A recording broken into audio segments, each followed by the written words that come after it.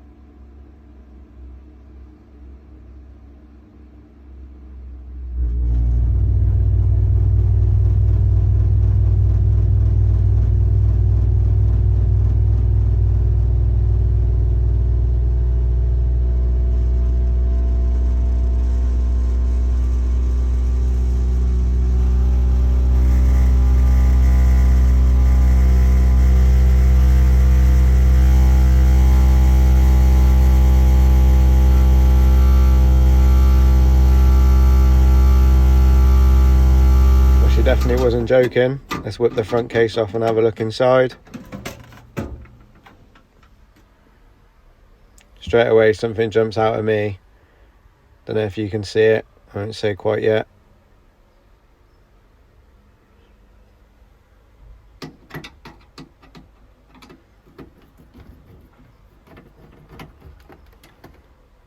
I'll have a look in here. That's all fine. So the air intake silencer at the back's not on. Maybe it fell off, maybe it wasn't put back on properly on the other service, not sure.